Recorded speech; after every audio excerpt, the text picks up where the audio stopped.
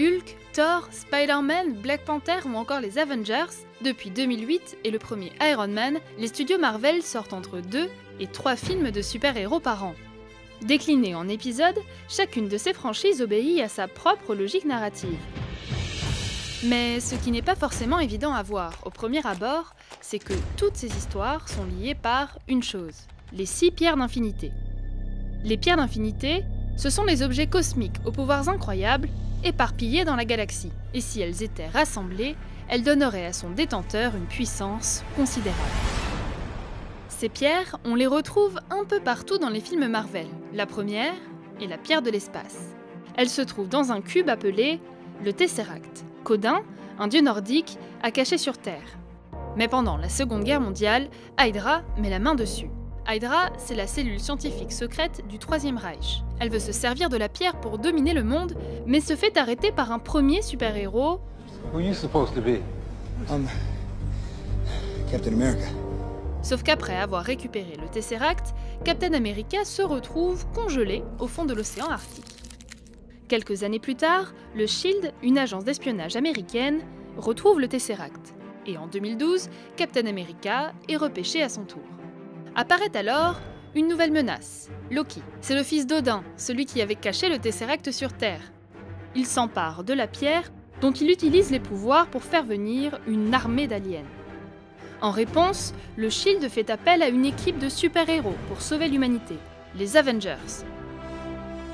Aux côtés de Captain America s'ajoute donc Thor, dieu de la foudre et frère de Loki, Iron Man, un génie milliardaire en armure, Black Widow et Hawkeye, 2 super soldats, et Hulk, un scientifique au pouvoir surhumain lorsqu'il se met en colère.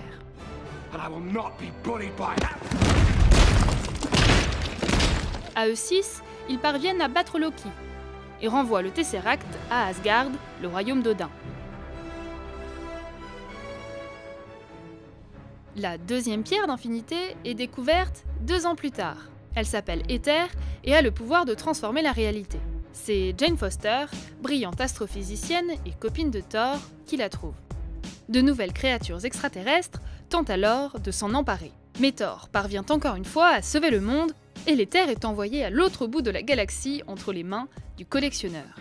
Lui, c'est un peu le spécialiste des pierres d'infinité. Il partage d'ailleurs son savoir à un groupe de rebelles de l'espace, les Gardiens de la Galaxie. Ils sont 5, un fan des années 80, un raton laveur qui parle, un arbre humanoïde, une brute et une tueuse.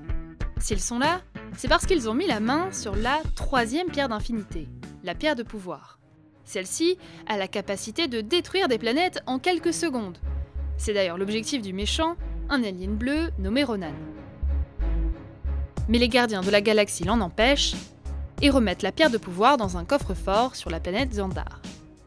Pendant ce temps-là, sur Terre, les Avengers sont à la recherche du sceptre que Loki a laissé derrière lui.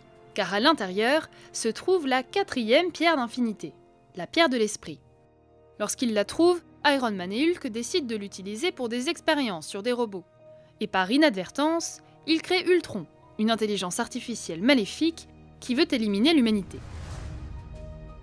Pour devenir encore plus puissant, il se fait construire un corps indestructible. Mais au cours d'un affrontement, ce corps est récupéré par Iron Man, qui y implante cette fois-ci son majordome virtuel, Jarvis.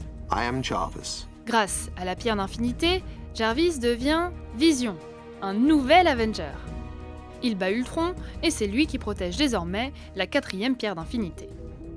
Le problème, c'est qu'à force de bataille, les Avengers ont commis beaucoup de dégâts. Résultat, les Nations Unies souhaiteraient pouvoir les contrôler. Si une partie des super-héros trouve l'idée super, d'autres veulent conserver leur indépendance. Et face à ce désaccord, les Avengers se divisent. En parallèle, la 5e pierre d'infinité fait son apparition, la pierre du temps. Elle est détenue par un ancien chirurgien passé maître des arts mystiques, Doctor Strange. Et pendant que les autres se chamaillent, c'est lui qui se charge de protéger la Terre. Désormais, on sait où se trouvent 5 des 6 pierres d'infinité. Mais ce qu'on finit par découvrir, c'est que derrière Loki et Ronan, il y a en fait un même méchant, Thanos. Après toutes ces tentatives pour récupérer les pierres, il a décidé cette fois de s'en charger lui-même. Fine. I'll do it myself. Face à l'arrivée de ce super boss de fin, Marvel sort le grand jeu et organise la plus grosse réunion de super-héros du cinéma américain.